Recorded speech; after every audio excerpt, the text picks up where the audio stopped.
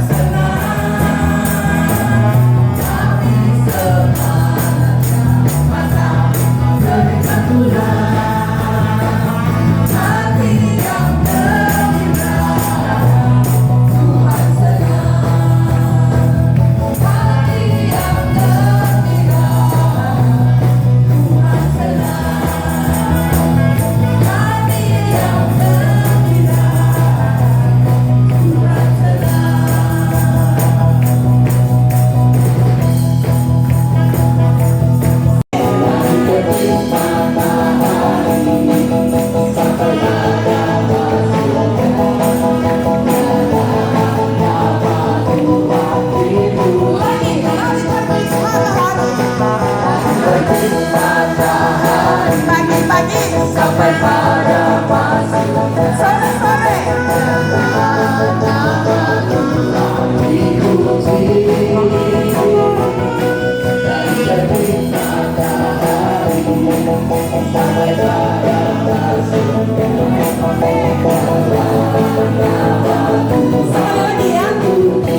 Pagi-pagi sore-sore dari terbit matahari pagi-pagi sore-sore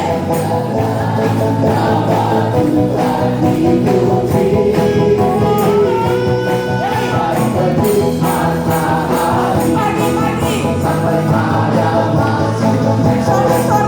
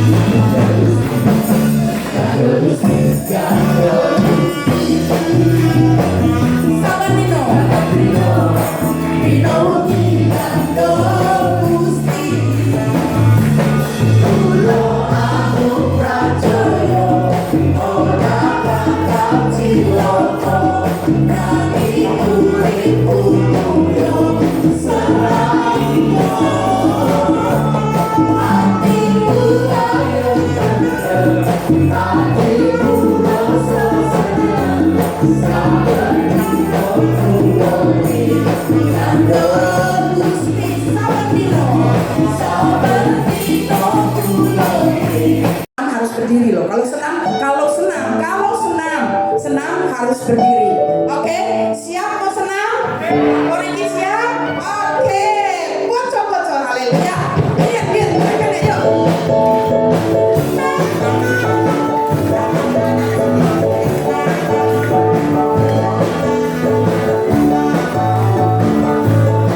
Ayo langkah.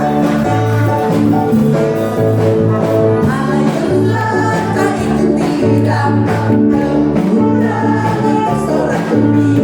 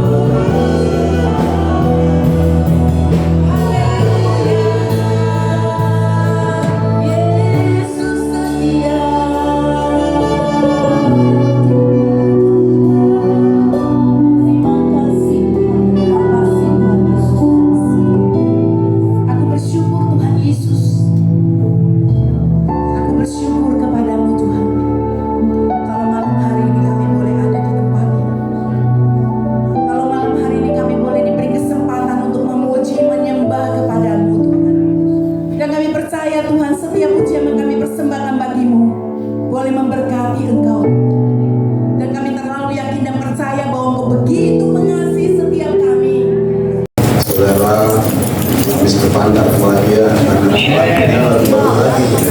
Tapi saya baru bahas dari saudara terus kembali dan saya juga tidak mau melanggar apa yang Ibu Aso sampaikan. Saya hanya membaca satu ayat.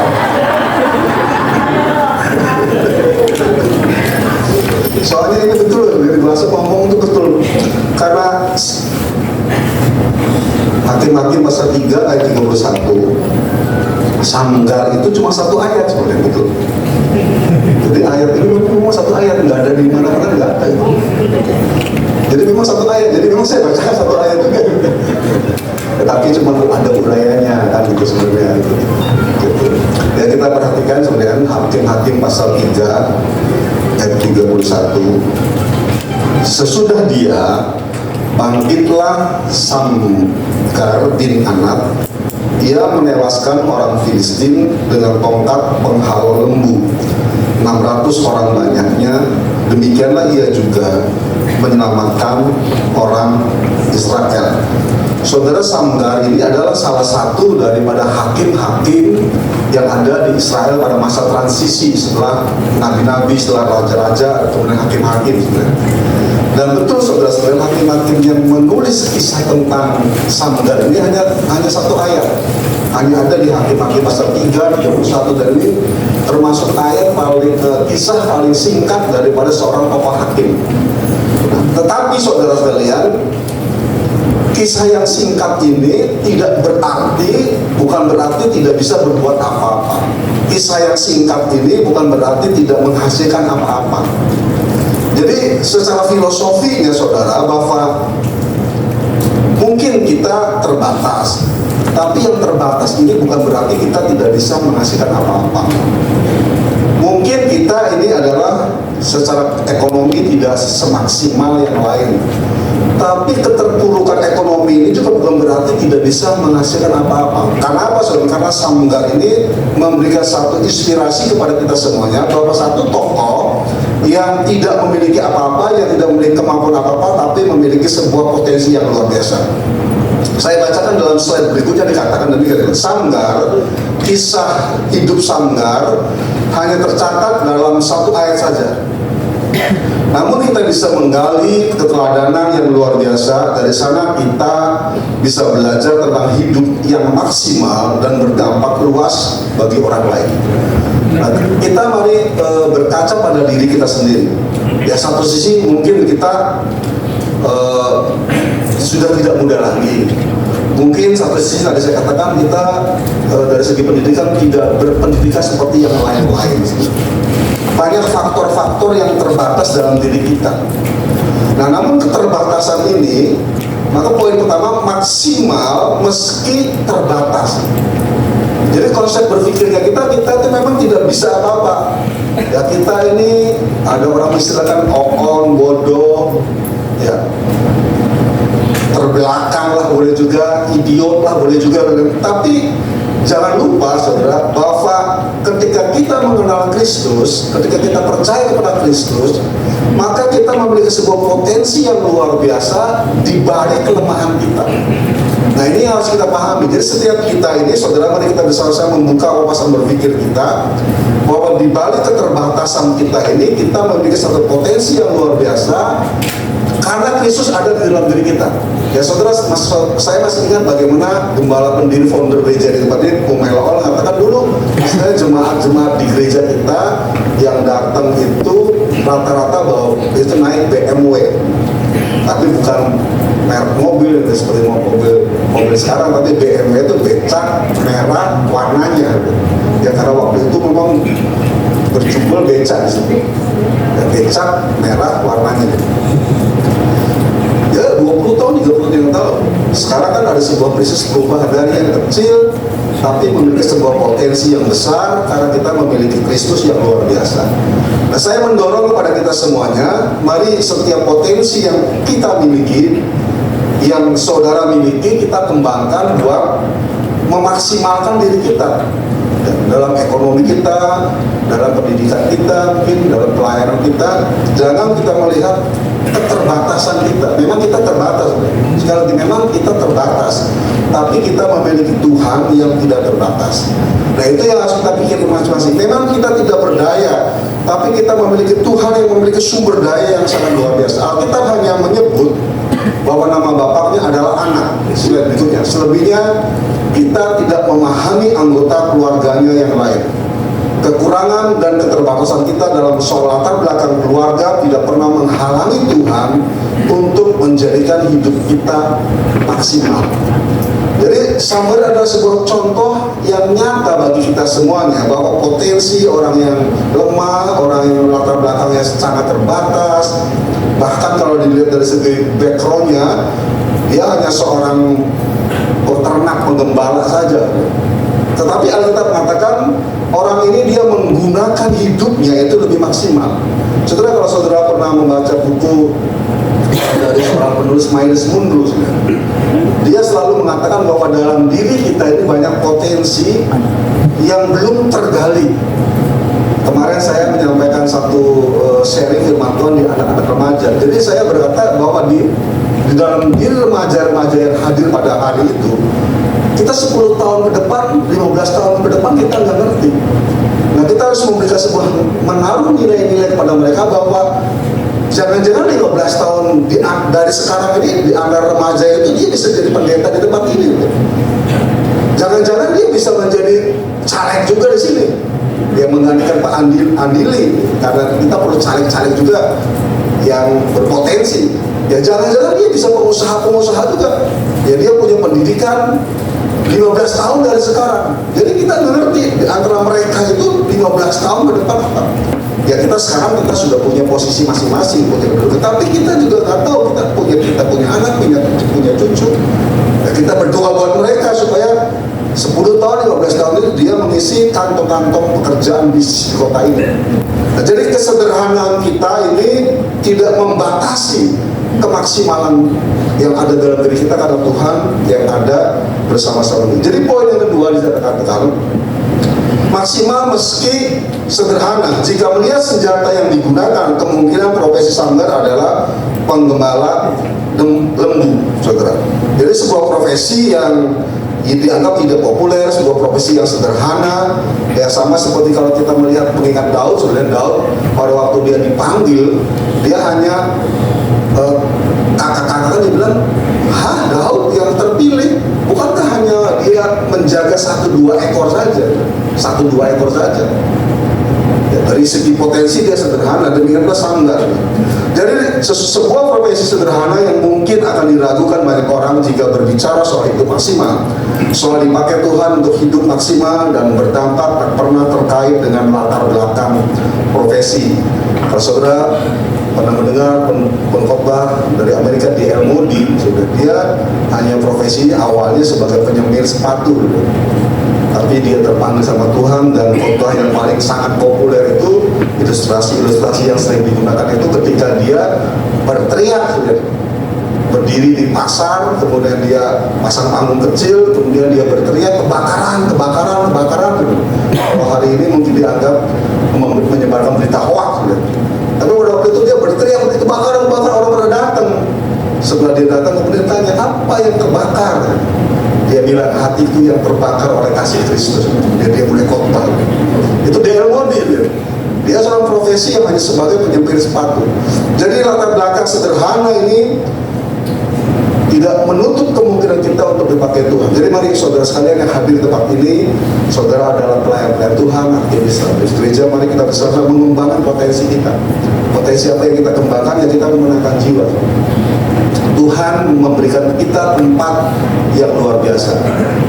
Ada gereja di sini itu saudara sekalian. Kemarin dari JKI, dari Gracia itu mengundang pendeta-pendeta, kemana kita Pak Pendeta Udo dia datang, ada 45 gereja rintisan di kota Cirebon, 40-45. Ya cuma ada 2-3 itu kumpul semua. Ya kita berdoa mereka nggak punya tempat, nggak punya izin. Kita kemudian punya izin, punya tempat ibadahnya 3, hanya 1. ada 2, ada 3. Tapi saudara juga punya tanggung jawab loh, saudara. Saudara diberi banyak, maka kita bertanggung jawab juga. Yang lain nangis-nangis, dia perlu tempat ibadah, kita kelebihan tempat ibadah. Ya, tapi kita punya tanggung jawab, kita bertanggung jawab untuk bagaimana. Ya, seperti hari ini salah satu contoh kita bersyukur saat Waso yang Pak Supianto sebagai salah satu anggota MPJ bikin acara tuh, seperti kalau pas ada acara Waso ya Pak Supi ya. Ya ini salah satu cara, cara menggerakkan sesuatu yang kita coba loh. Kita nggak ngerti cara Tuhan untuk bekerja di tengah-tengah kita. Ya kalau kita nggak pernah mencoba ini, mencoba itu, ya kita nggak ngerti bagaimana cara Tuhan bekerja. Jadi mari kita bersama-sama diri kita masing-masing, potensi diri kita masing-masing untuk memenangkan jiwa. Terakhir katakan maksimal meski minim fasilitas. Tongkat penghalau lembu telah dipakai Samgar menewaskan 600 orang Filistin dan membebaskan bangsa Israel. Saudara, hari ini kita mungkin tidak berperang secara fisik, tapi kita berperan juga di dalam doa ya. Kita berdoa untuk keadaan ekonomi, keadaan dunia, kita berdoa buat tantangan secara global. So, kita nggak ngerti keadaan dunia, dan dunia hanya bisa dikendalikan oleh doa-doa kita ya. Kota ini bisa diselamatkan, usaha kita, gereja bisa diselamatkan oleh doa-doa kita. Oleh sebab itu mari saudara sekalian, potensi diri yang ada dalam diri kita, potensi Kristus yang ada dalam diri kita, potensi doa kita kembangkan, kita maksimalkan melalui kehidupan kita. Nama Tuhan dipermuliakan. Tuhan memberkati kita semuanya, dan saya memenuhi janji saya di depan Ibu Aso tidak lama-lama. Amin. Saudara senang, saya juga senang. Saya senang Ibu Aso.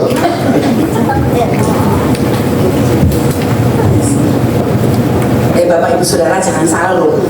Saya WA, saya kadang-kadang tuh mendapat jawabannya, maaf saya ada acara begini dan begini dan begitu, maaf saya nggak bisa datang.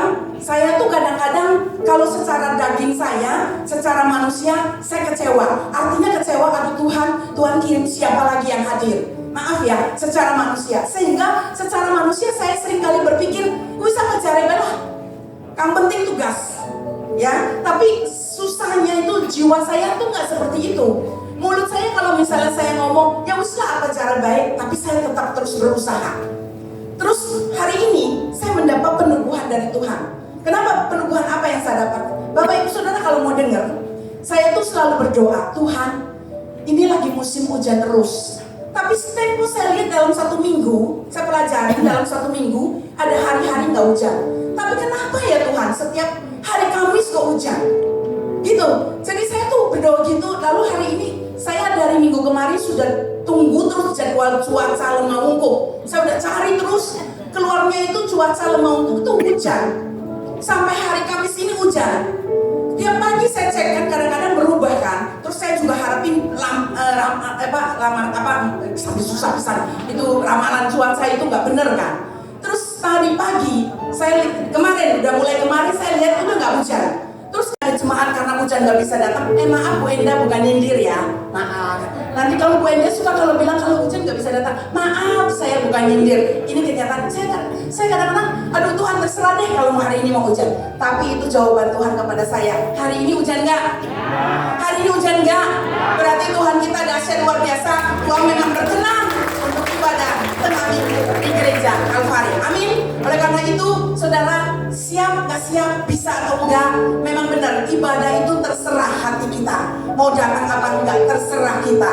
Tapi kalau bisa namanya arane wong, nggak ada yang sempurna, ya kita ajak. Nggak apa-apa kita ajak untuk ibadah bersama. Ya San ya, di saat itu di WA terus sama saya, sampai Pak Supi juga saya WA supaya saya tahu apakah asr ini dihimbau. Tapi kalau asrnya nggak bisa datang, ya nggak apa-apa, kita tetap memberkati mereka. Amin.